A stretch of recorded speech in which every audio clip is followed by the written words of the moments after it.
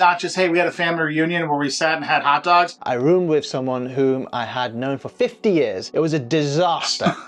Government websites are a bit overly cautious, but that's their job. And that's why for me, like, I always like to go and talk to people, meet people. So many jobs in the US, you get such limited time off in the year. Our vacation times per year feel pressured to go to certain places. Fast travel is more normal travel because people don't always get 12 weeks in a row to take off.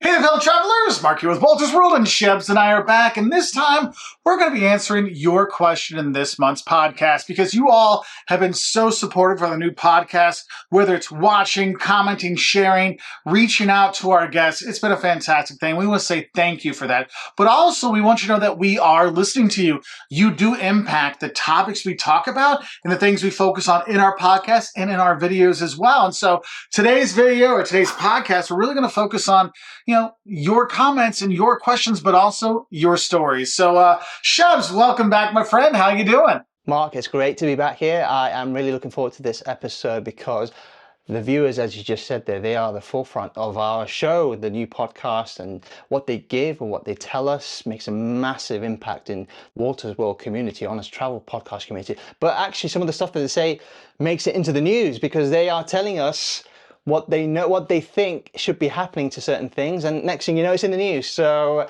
it's World Cup podcast. I mean, literally, it was like, wait, I think they were using quotes from our people in there, so that was really kind of a cool thing. So I was texting you like, Mark, this is just in the news. This is in the news. This is in the news. I was like, we covered it in the last episode, so we're well ahead of the game. So you're in good hands here. So we just want to say thank you for that. But before we get into your questions, let's talk about travel. Shebs, you been anywhere cool lately since our last podcast? Yes, so I actually just got back from Cyprus, and I'm actually going away to Lithuania next week. Cyprus was in the news, obviously, for certain what's happening right now and stuff. But I would say the only thing I noticed was airports were a lot more quieter, and the destination itself was a lot more quieter. But that was going to be quite inevitable. I think people are quite nervous. But I went there was no issues whatsoever, had an amazing time. And I think you also traveled in the last couple of months as well. So I would say you just have to be cautious when you're traveling. And you have to have your wits about you, I'd say as well. It was a great trip, but I did notice it was very quiet. And we were the only people in the hotel as well, unfortunately. But that's how it is. Yeah, I mean, you were down in Cyprus, which is pretty close to what's going on. So I can see how they've had their tourism structure or infrastructure, or their tourism just overall has really been impacted. I know, like, I've traveled a lot here in the U.S. for the last couple of months. We've been to California, we've been to Ohio, we've been all over, like, just basically U.S. stuff, and Georgia and all over. And what I've noticed is, like, I don't feel as many of the people traveling. Like, when you go to the airport and you have that, like, excitement, like, we're going to go travel, like, we're going to have fun. I'm not feeling that at the airport. It's not scared trepidation. It's more like, I mean, maybe it's like the end of the school year and people aren't really traveling yet, but usually towards the end of the school year, I get more of that buzz when I go to the airport, people excited about traveling. And I'm not feeling it as much, but it could also be because there's a lot of people like, hey, the World Cup, there's a lot of bad news for that because of the prices and stuff. But it is kind of interesting how, like, the vibe was a bit off at the airports. Not that it was bad, just that, like, it wasn't the usual, like, happy families going to go someplace. It was more of, like, I saw a lot more business travel than I saw, like, kind of like personal travel, at least than I usually do. So it's kind of an interesting thing because I always love, like, when I take trips, like, early May, late April kind of stuff, you have all these people like, hey, school's out, we're backpacking Europe, semester's over kind of thing. And it just, I didn't feel that vibe as much. And this is in places that aren't impacted directly by any conflicts or anything. So, well, I was actually technically on a work trip, so they took us out there to promote the destination. So, and because they need the custom for the summer holidays coming up, because as you just said there, school's out, they want people to come over, and all we could do is just we can go out there for you guys and let you know that it's absolutely fine, nothing wrong, the airports are fine. If anything, it was actually easier because there's hardly many people going through the airport, so it was actually a lot easier. And you didn't need your priority pass or you might pay for these extra things because the lines were quite short. So that was actually a benefit. Saying that though, I would love to see more people go out there because obviously I travel, you travel, Mark. We want people to travel out there, don't we? Because what you see in the news is always like, they don't show like the Amsterdam airport where you're getting through the EES system really quickly. They show Lisbon where people are waiting 3 or 4 hours. I mean, Ryanair had a post that like, oh, the flight's an hour and a half, but 2.5 hours to get through the EES line in Lisbon. I mean, these things are insane. But there was an announcement. The European Union is allowing countries to suspend the EES at certain times. I know Vienna was talking about it, how they're going to have like from 6 to 9 in the morning, like they're two big international flight kind of times. They're looking at to kind of like not have EES at that time. Because for those who know, EES, European Entry Exit System, basically is like where you get like your fingerprints and they take a picture, just like what we do when you come to the US. They're getting everybody in the database. It literally only takes, I mean, I've done it before. It like takes an extra like 3 seconds, maybe 30 seconds if you want, because you have to do this and that's it. But it's just everything got backed up because they didn't have the boost for it. And so these lines were getting crazy. Like Lisbon, Portugal is notorious because there's a lot of Brits that fly out. And so therefore there's like a lot of them to go. That, hey, we have to go through the entry exit system. For Europeans, it's not a big deal. But if you're not from basically the European Union, you're going to have a nice long wait. But that's Lisbon or Algarve, and they show that and it scares people off. But like, when I flew to Paris, I flew to Amsterdam. Literally, I mean, I'm like, don't I need to do something else? Like, no, you're done by. I mean, literally walk right through. So I can tell you my trip to Cyprus, there was no queue, there was no line whatsoever. They had enough booths going through, and that's not reported. So I can tell you mine was very smooth. I was thinking, oh, goodness me, I'm going to be stuck here for 2 hours. It wasn't. It was like literally 5 minutes. You take your picture, they scan you, everything, straight through. And I didn't have a checked luggage, so I was out the door within like 5 minutes. It's an ironing out phase right now, and I think it will get better and better as time goes on. But I had no issues on my trip anyway. If you've had some experience with EES, please comment in the down below in the show notes or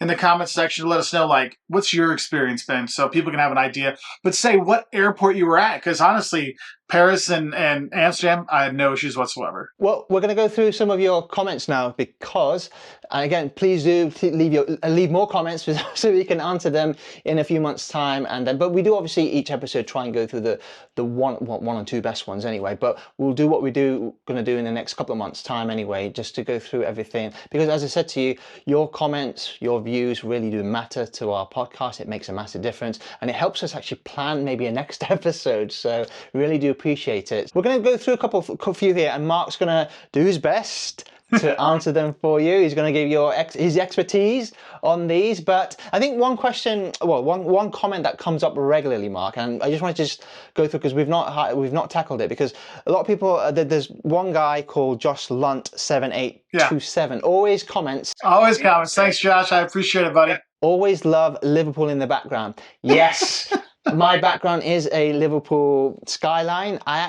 You came over to my area, Mark, didn't you? I did. You came over a few years back. We went around. We had dinner. I think we had dinner twice, wasn't it? Yeah, twice we did. Or 3 times. We I can't did. remember how many times it was.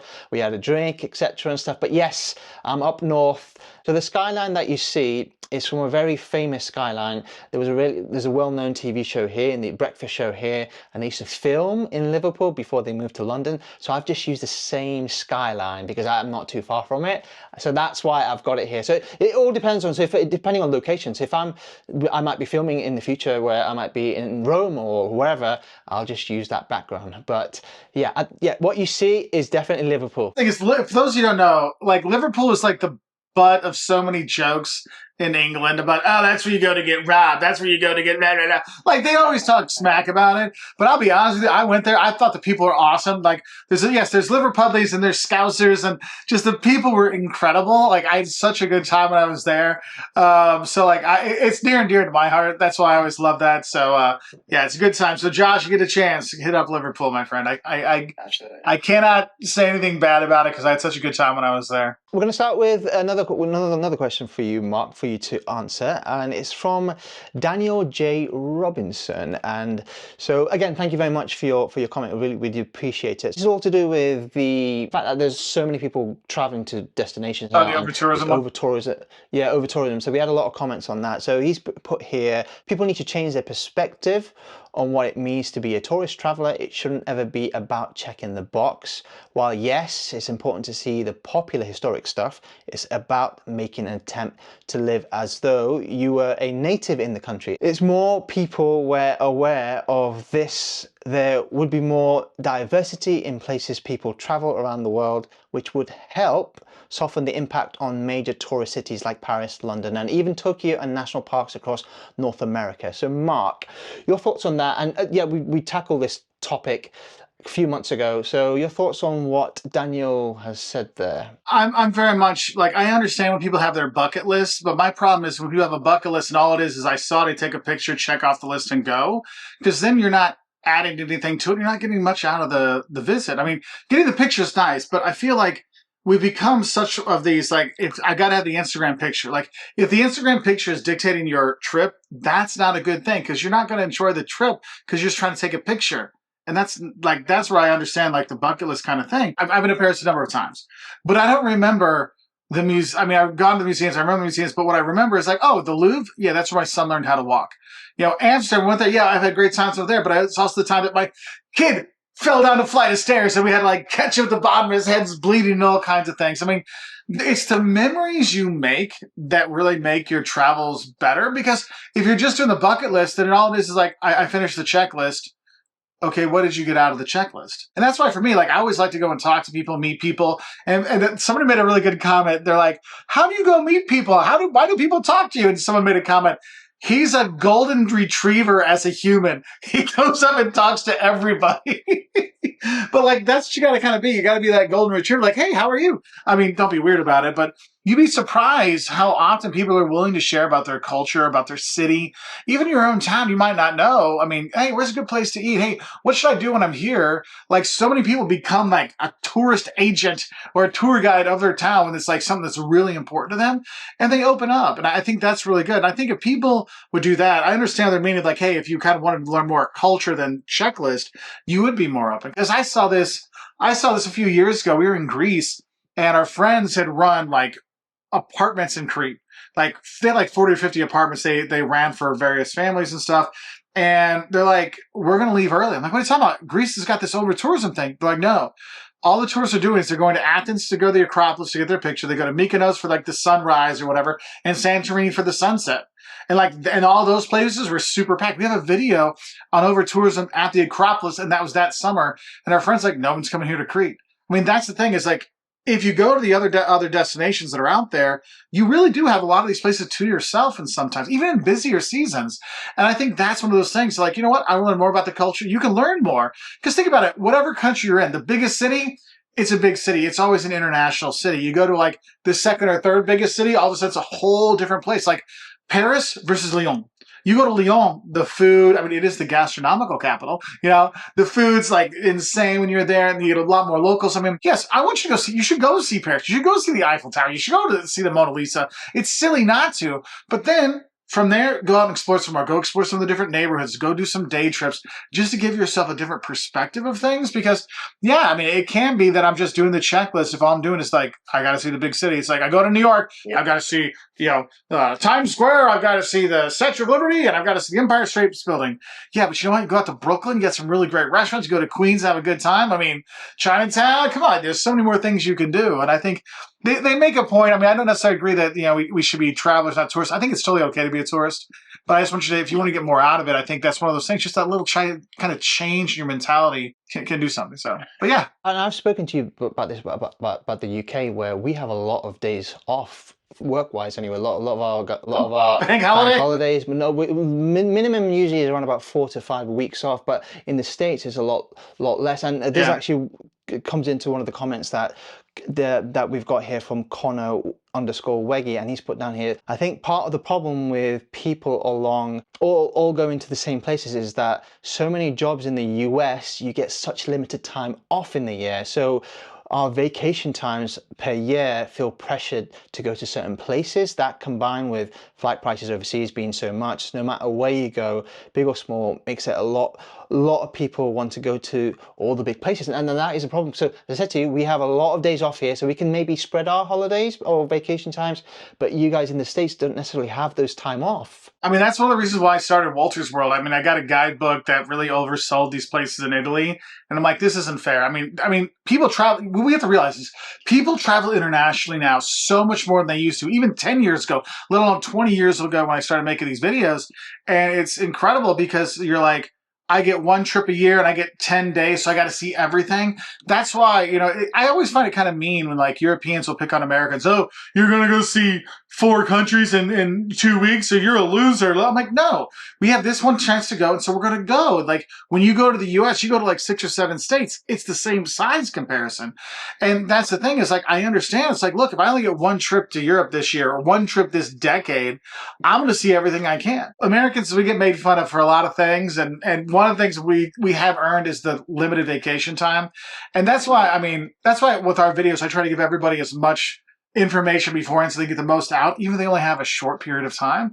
And I think that's one thing that is very much a different cultural kind of thing. And that's why we're like, go. We have to see that because we don't get the whole month of August to do nothing, like we have to be back to work. And if we're not at work, we literally have to have a little message on our thing saying, hey, Mark is gone for this week. If you need, I will only check my emails sporadically. And if you do have an issue, call Shebs at for any help. And I think that's one of the things people forget. It's like we do have different work cultures when you go around. And so therefore we have different travel habits too. So I know like in Germany, at least I know back when I used to live there, they would schedule all the like school holidays off so they weren't all at the same time. So they kind of were staggered. So it wasn't everybody going to the Bodensee at the end of Lake Constance at the end, it's summer. And here in the US, it's kind of like June 1, we're out. Or between June 1 and June 14th, we're out. And everybody goes back to school like the 14th of August. But it's like everybody goes it's like, boom. That's why I always tell people, if you can go early May or like through May, you'll be okay. Because you don't have any travelers with families. It's just you going.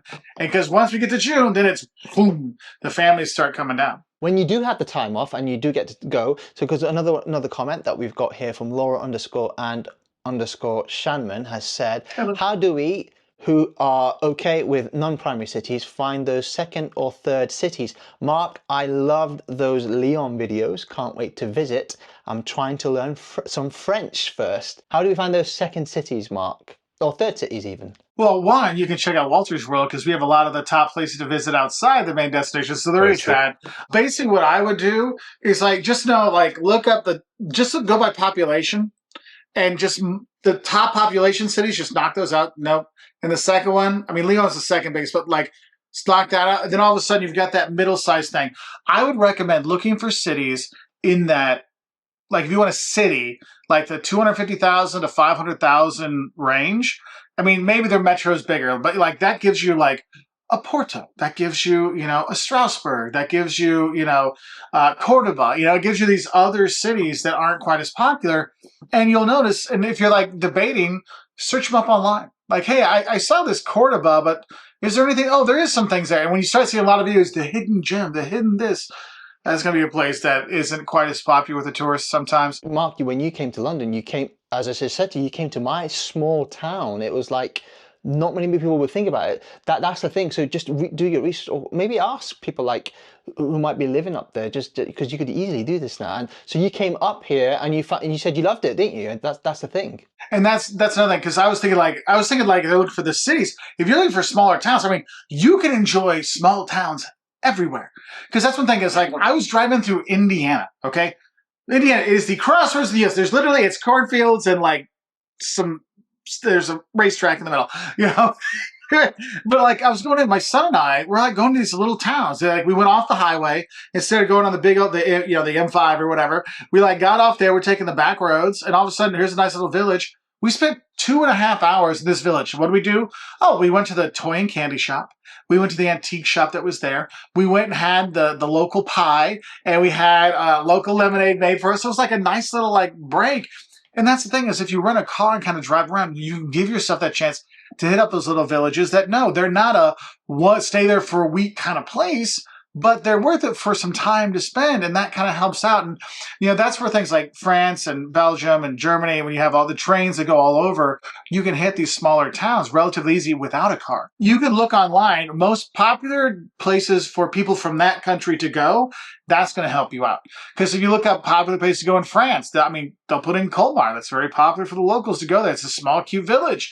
And that tourists have found it now, of course, but it's one of those things like, oh, that's where they're going. That gives us an idea. You're here in Illinois. Where do people in Illinois go? Oh, we go up to the northwest part of the state because there's the Galena, this beautiful town up there. That's where the Illinois people go. You'd never hear about it because all you hear about is Chicago, right? So a lot of our members or a lot of our people commenting have talked about is slow travel. And I've done slow travel myself in the past because when I used to work, I used to have those times off, so I was able to do this slow travel. But we had a comment from, and this is from Kong-KG6.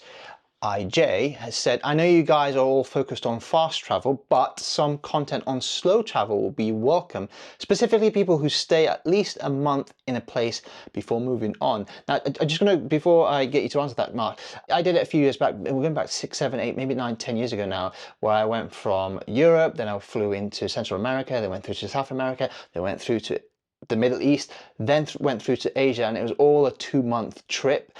It was a long trip, but it was amazing because it allowed me to, it gave me lots of time, and I was on a bit of a budget, but I just went with the flow, and it allowed me to grow. And I think that's an important thing. So we just talked about people not getting those time off, but for those who do have those time off, whereabouts would you even start, and how would you even go about? Because I would say myself, it's all about budgeting, because you need to make sure, right, okay, if I'm going to be off for well, not 6 months, but could be 2 to 3, 6 months, how do I budget everything? What do I eat? How do I party? If I wanted to party, go out to drinks, eat, all that kind of stuff. Have you done it yourself, Mark? Have you done slow travel yourself? Because you obviously lived in places, but how often have you slow traveled? we've done some of the slow travel, and I understand their point about the fast travel versus slow travel. I don't like, I mean, not saying that they're saying this, but like some people say they like to look down on fast travel. I think fast travel is more normal travel because people don't always get 12 weeks in a row to take off. Slow travel, this is where I see, like, if you're from the Netherlands, you have 12 weeks in a row. In Germany, you have like 6 weeks in a row, or you retire. Like for me, like for the US, it's those retirees. Hey, we want to do slow travel. What should we do? And what I always recommend when you're first starting out, like you want to do this, one, look at your budget. Like you were saying, like if you want to do a slow travel, can you spend 2 months in Switzerland? It's really expensive. But you can spend 2 months in Argentina. Yeah, you can do that. Like you can do that pretty easy. 2 months in Southeast Asia. Ever wonder why all those influencers are based in Bali? Because they can afford it, right? I think that's a really good thing. Is like know your budget first. But one thing I'll tell you, if it's retiree ones, you've probably traveled a little bit before, and there's places you said, "Oh, I could live here. Oh, I could live here." Then go do that. Go to those places, stay for a month to really take it in, because it's one thing when you go for a place for like a week or two because it's vacation, right? Because then you're like, you're doing the vacation things. You're not really getting with the culture. You're just like, hey, I'm seeing the sights. I'm in the restaurants, and then, then I'm off. You stay someplace for a month. You start to make friends there. You might join a gym. You start having your local market that you go to and they know you. And these things, you start to develop relationships. And that might be a place that, you know what? I really enjoyed my time here. I could come back here again. Like for us, it's Vicenza. Like we spent so much time in Vicenza. I spent a month there and literally learned Italian in a month because I just loved it being there. We go back all the time. Like literally, we're going in a few weeks again because we love it so much. And you can have that. So think about it that way. Like, hey, where would I kind of want to live? But also with a budget, you want to have that. But if you want to kind of plan out multiple ones, sometimes it's a good idea to kind of plan out like how yours was like part by part. So it could be, hey, you know what? We're going to go down to Nicaragua because Jocelyn loves that. We're going to rent a place in one of these isletas in Lake Nicaragua. We're going to go from there. And then from there, we're going to fly down to Colombia. We're going to stay in Cartagena for a month because she's thought about living there sometime. And from there, we're going to head over to Asia, and we're going to, do something. And we're going to stay in Vietnam for a month to kind of understand that culture better, but have it kind of planned out. And sometimes that slow travel, you can just do it one place the whole time, or you could break it up into a few of them to get more of a taste of different things. And then one thing I'll see is when people do that slow travel, eventually fall in love with one place, and that becomes their kind of like go back to place. When I have traveled to some of these places, one of the things I do obviously always is check the websites to see if it's actually safe to travel, because we have a lot of comments, people saying, and we spoke about it as well, and we've obviously just touched upon it on my trip to Cyprus just then. The government website might say you shouldn't travel or you should travel, and I don't know the ins and outs on this, but a lot of the times when I see it, it's overly cautious. And that's a comment that we've had from Keller Map 4457 has said, when checking government websites such as the US State Department for travel warnings, which I feel sometimes are a little overly cautious, I like to go to another country's website like Australia or something and look at their travel warnings. I'm using Australia just because I like their website, just to get another point of view on a location. So that's really important, I think, because if you read the UK website, I just don't even take the advice anymore, because they're just overly cautious on things, and things that have happened in the past, and they're saying, oh, this could happen, this could happen. I sometimes take it with a pinch of salt. I don't know about you, Mark. What's your thoughts on that? What's your take on that? Government websites are a bit overly cautious, but that's their job. Like they can't be like, oh, it's okay if you make good decisions. Let's be honest, common sense isn't always a normal thing for people. And so therefore they have to give like the biggest one. It's kind of like your mom when you were little and you're heading out to ride your bike. She's like, put your helmet on and no stranger danger. And here's a whistle in case someone tries to take you. And what's the password? And like, you're like, Mom, I'm literally riding across the street to Johnny's house. But they have to do that. Like, they have to put all those things there. That's why it is a good idea. Like, they had a really good thing. They check out the Australian one. Like, you do these different sites to kind of get a rough idea, kind of like it's a triangulation. It's kind of, I tell you, go that way, you know to go kind of that way. But if I say go that way, and then Shebs, you're pointing from the other and go that way, it gives you more of a, oh, that's where it is. It kind of brings it together. And we do the same thing. Like I will look on the State Department site. I will look on the BBC, or not the BBC's one, the Foreign Office's site. And I'm always like, okay, that's worst case scenario. Like that is the meteor is going to hit us, kind of thing. Like, but then I'll go and I'll look online for people that are actually there. And that's one thing I've seen, because El Salvador is pretty safe now, but we were going to El Salvador when it was the murder capital of the world. Brazil, they're like, oh, don't go there. You're going to get Zika, and then they're going to turn into a Zika zombie, and then they're going to kill you, and they're going to rob you, and they're going to do all this, and then they're going to bring you back to life and then rob you again. I'm like, oh, come on. What it is it's kind of like if you are the most unaware traveler, these things might happen to you. So this ties in nicely, actually, to another comment, and this is from I don't know if I'm pronouncing this correct, it's Janos or Janos Heos, I think it is. Hello, thanks for your channel. How about a short video on travel insurance, especially health insurance? Have a great day. So that's actually ties into travel insurance and health insurance. What if something happens to you on a trip? Travel insurance and travel health insurance are two completely different things. Like when you're buying your insurance to go travel, you might thinking, oh, I'm worried that they're going to lose my luggage. And so to lose my luggage, or that I lose I have to go to the hospital, it's the same thing. It is not. Because like when you're buying, like maybe your credit card gives you some travel insurance. So, oh, if your flight gets delayed, we'll put you up in a hotel. That's different than, hey, I got sick and I need a new spleen when I'm in, Ecuador. That's a whole different thing. And so you really have to think about these things. So what you have to realize is if you travel a lot, I do recommend you look for like a year-round program. So you don't have to buy one every single trip. You just have it. And so there is that. But if you're only traveling once a year, once every other year, when you're booking your tickets, a lot of times they sell it right there. Like Alliance or Allianz, like I used to get that with, when I buy a ticket from Delta, they'd have that option. I'm like, sure, I'll get that.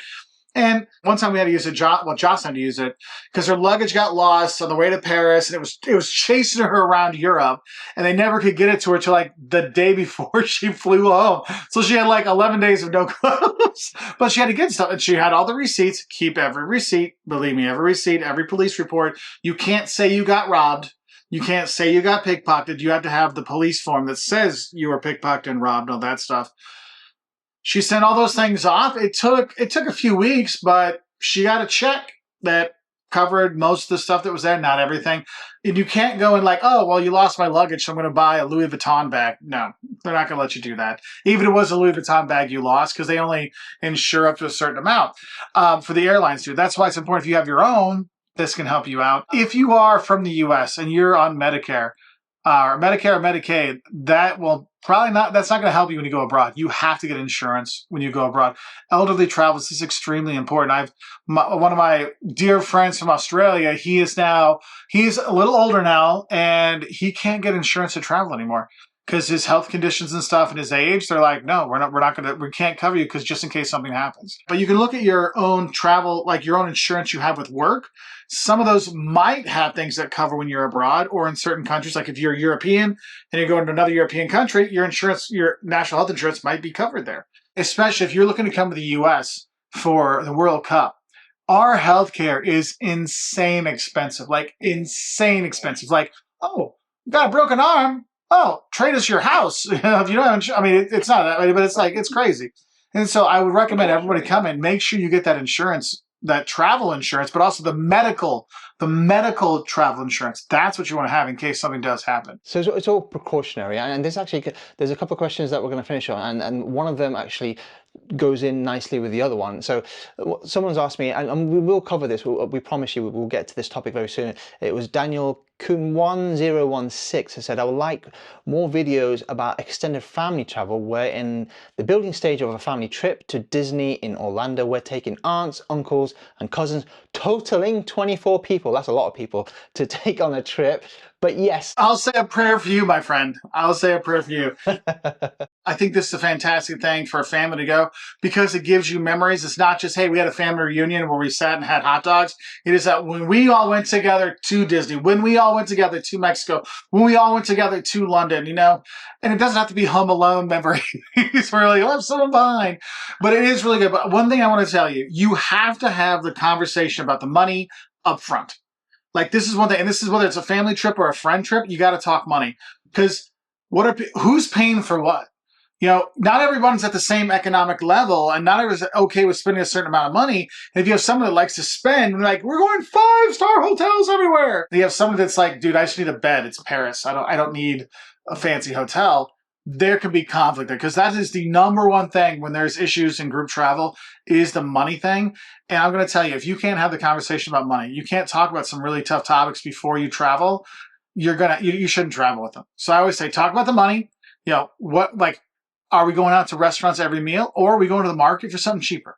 Are we staying in a high-end hotel or just a normal kind of place? And then also ask them how they travel. Like, are they, I'm a museum guy. I love museums and culture. My kids love outdoor activities, so we have to do a balance. Because all of a sudden, if you have one person that schedules everything and it makes it their trip, you end up getting resentment because, oh, yeah, we had a great time on Shebs trip, and that's one thing you don't want to have because the goal of a family trip or a friend trip is to still have friends or family when you come back from the trip, all right? So you want to think about that. And I think another thing with that, when you're going to have that many people with 24, I would contact Disney Direct, and they have their own people there. Hey, look, we got a group of 24. How can we do this? Or what you could do is go through a travel agent, because here's the thing. The travel agent, you don't have to ask Uncle Benny for his money. Uncle Benny, the travel agent's like, hey, if you want your ticket, you got to pay me so we can buy your ticket. They're not going to buy it and say, oh, pay me later. Like, that's one of the things I see with group travel, and people are like, they're like, oh, we're going to go do it. And then you end up buying all the tickets for everybody and they don't pay you back for a couple of years. Yeah, that'll ruin friendships and family. So that's a thing there. Also, another thing, with that many people, you're going to need to make sure it's okay that we're not all together all at the same time, because you are not going to get a table of 24. You can get 6 tables of 4 or 4 tables of 6, but you're not getting one table of 24. So be okay with going separate for things like, hey, who wants to do shopping? So the shopping group's going to do something. Who wants to hit back to the park? You're going to go Epcot, you go there. Who wants to go Animal Kingdom? We'll go there, and be separate. Because remember, the separation makes the return that much more delightful when you're together again. I've been with families with big groups and we've gotten along and stuff, but I went with a cousin not long ago. Well, I say not long ago, about 15 years ago, and it was a bit of a slow start, but we found our way through. But you have to just talk. You just have to just talk to one another and make sure that you are not getting each other's nerves and stuff. And which actually leads nicely into this point here from Barbara Lazier 8352. I now solo travel. A number of years ago, I traveled with close family friends. I roomed with someone whom I had known for 50 years. It was a disaster. I am an early to bed, early riser. She was the opposite. She wanted everything her way, meals, sights. The trip could not have ended fast enough. Lesson learned. I now travel solo. So Mark, those are very common thing that can happen on a trip. Yeah, I mean, that's why it says, like, the people, like, for example, like, when I travel, like, I get up early and I go film. I'm like, you know what? You guys sleep in. Like, they're like, we don't need breakfast. I'm like, dude, I want my breakfast. I'm paying for I want my breakfast, and I want to go film. So I'll literally get up, or cause I get up like 5, 6 in the morning anyway. So I'm up 5, 6, get showered, get dressed, go have breakfast. I'm out filming at 7 a.m. to like 9 or 10 a.m. I got all my filming done. I come back. They're finally like, showered. I'm like, all right, let's go see the day. Because therefore, I'm not like waiting around. Because that's where people Mhm. get upset. Like I came on this trip, and instead of doing stuff, we waited for you to get ready. Like that kind of stuff you don't want to have. And that's why. And some people think they have to always be together. You do not always have to be together. It's okay not to be together sometimes when you're on a trip. I think accepting that, but having to talk about that is going to be helpful because I've seen people like, oh, I'm so mad at mom. And they're like, why? I'm like, all she wanted to do was shop. I'm like, yeah, mom's 65 and she likes shopping. What did you, how's that different when she's at home? Like when you travel, all it does is accentuate who you are. That's what I always recommend. If you're thinking about marrying someone, go on a trip with them because then you'll see them at their best and their worst. That's a good advice. But also, if you're thinking about doing a group trip, like a long trip with anybody, I would do like a weekend. Like, let's say, like Shebs and I, like we're friends, right? And we've hung out together, but could we travel together? Well, probably what I do is like, hey, Shebs, let's do like when we have like a short trip together. We'll go to Cyprus together. We'll go, for like see how we do for like a guy's weekend. If that goes well, hey, you know what? Why don't we go to Bangladesh together? Yeah, like, but if it doesn't go well, I'm like, all right, we can do short, but we can't do the long ones. I think that's a good thing. When you came over as well, Mark, I think it was like you were staying in your hotel and stuff, but we met up, so it was a slight different dynamic. So we weren't in each other's ears or in each other's faces 24/7, and that's the difference, isn't it? Oh yeah, and because think about it, like if it's your family, look, I'm not young. I moved out of my parents' house 30 some years ago. I love my parents, but when we travel together, I know that every fourth day, hey, I'm off by myself. You guys do you. I'll come back later. You have to give yourself that space. There's a couple of things that I want to finish off on, Mark. And again, we appreciate everyone sending in their comments and stuff. We've already gone longer than we were anticipated, but I think it was important to get some of your views in and really do appreciate it. Keep sending those comments in and we'll try and do another one later on in the year. But we just have to talk about, and you've covered it on your video recently as well, about Spirit. And unfortunately, they went bust recently. So a comment from Jimmy James 6492, budget airlines like Spirit are definitely needed. Wishing the best for all the employees. And that's a really good point because what Jimmy said there, what we have here in Europe, we are very fortunate because we can travel to parts of Europe for so cheap and we can see the whole of Europe. Yep. But if we didn't have those budget airlines, then I don't think many of us would be traveling, unfortunately. But so it's sad to see what's happened, but what can be done at the moment with the situation that's going on right now? Yeah, so for those who know, Spirit Airlines is like the equivalent of like a Ryanair or EasyJet, but in the U.S. And they fly in Central America and to the Caribbean, but they go all over the U.S. It is the $49 one-way flight kind of thing. They're infamous for their baggage fees and nickel and dime and everything, just like Ryanair. The thing was, they have employed 10, like I think it was like 10 or 15,000 people. Like they all lost their job in one day. Like that's horrible. And do I like everything Spirit did? No, because it's like Spirit's one of those ones saying, hey, charge for bags, charge for all this stuff, charge. That is now leaked into every airline. So every airline should thank Spirit for all that extra revenue they have. But my big thing for Spirit is I didn't fly them. I'm not gonna lie to you. I did not fly them. I flew legacy carriers a lot. I'll fly ultra low cost sometimes too, especially when it's like the price is so good. You're like you can't justify paying 10 times the price. For a lot of people, it made travel possible. I mean, you can't, like the people that say you can travel the world for free are it's a bunch of BS. Like those people are like, no, you got to spend the $4,000 on the credit card. Well, you're going to spend that money anyway. Not everybody spends $4,000 in 3 months, Jan. So like that's the thing. Is like, look, this made it possible that the people that were stuck and their whole life, they could maybe go to the closest town. That's it. Now, wait, I can fly down to Florida.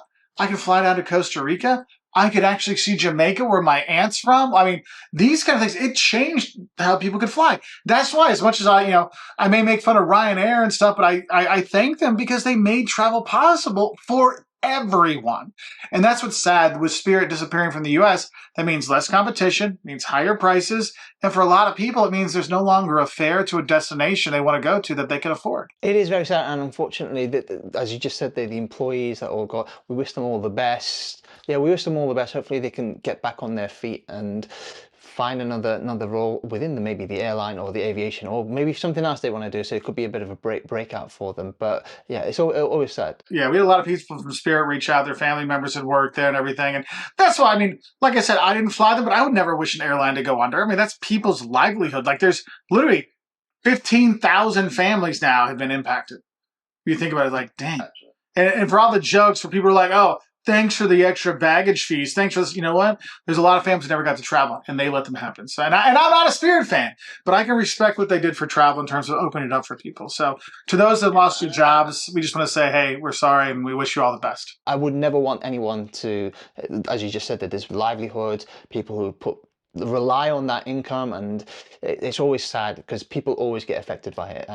But I think that's a good place to sort of leave it, Mark, and we want to thank everyone for leaving all those comments, and hopefully please do leave more comments, what we've gone through, and we can go through more of them in the future. As I said, we try and cover at least 1 or 2 in an episode, but we'll try and do more of these going forward in the future. But Mark, I'm going to leave it to you to finish off. I'll say thank you from here, and I really appreciate everyone, and I'll see you on the next one, because I will be going on a few trips, and we can talk about it on the next episode. There'll be a lot of fun trips coming up before the next episode, but we want to wish everybody a fantastic beginning of summer travel. If you have topics you'd like us to cover in the podcast, or if you want me to cover in some of our videos, let me know down in the comments below. And also, if you leave your comments and questions in our next Q&A video, we'll put some of those in there to help out, so your question could be there, and you could see your name in pixels on your phone or your TV, wherever you're watching this. Anyway, I wish you all the best, happy travels, and thank you for watching the Honest Travel Podcast with Wolters World and my buddy Shebs. So have a great day, and I'll see you later. Bye.